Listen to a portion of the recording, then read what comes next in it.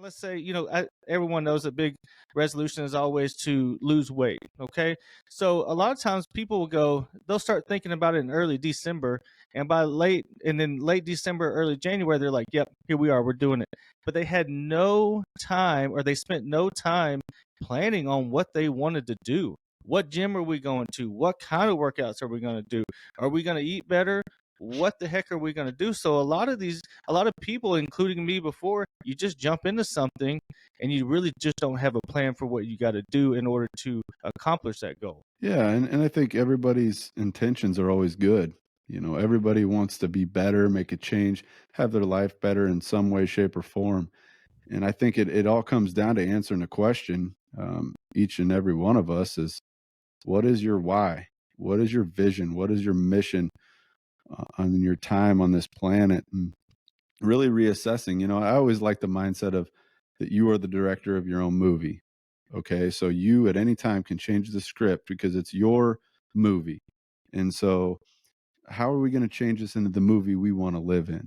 How are we going to change our lives to better ourselves? And the hardest thing about that is how much time it's going to take and how much effort and energy you have to pour into yourself to give yourself some self love and to really narrow down what is the answer to a lot of my problems.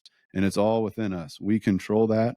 It is 100% in there somewhere.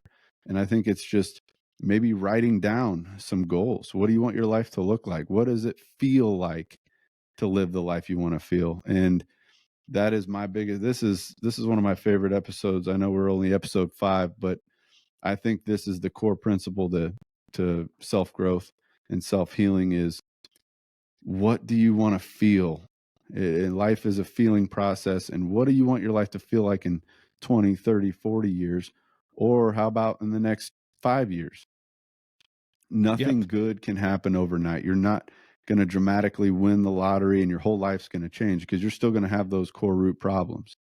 And so I think we just have to be honest with ourselves. We have to sit down with what we want to feel and then have the power and the energy to really live that life we're wanting to live, because it's so easy to just sit back and wish for things to happen, and unfortunately that's just not how things go. Now I do feel that the power of thinking and what you want in your life, um, is very, very possible if you can find your resources.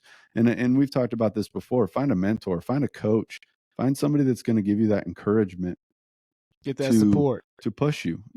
You got to have that support system in place. And there's so many factors, and it really all just comes down to, and probably an overused saying, but how bad do you really want it? You can get some accountability from other people. Tell people what you want to do. That way it holds you even a little bit more accountable.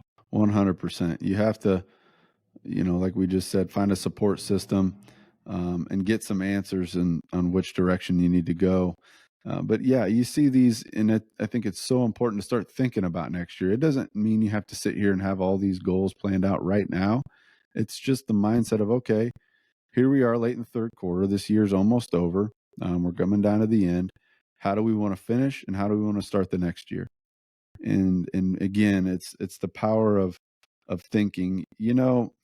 This word gets thrown around so much that it's overused and it's very overplayed. And then that's the word manifest. And so many people want to manifest things happening in their lives. They want to manifest their future to come out so great. Well, I'm a believer in manifesting too.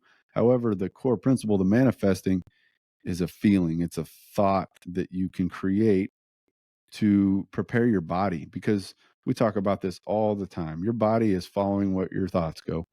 Where your thoughts go, that's where all your energy is going to go. Your body can't tell the difference.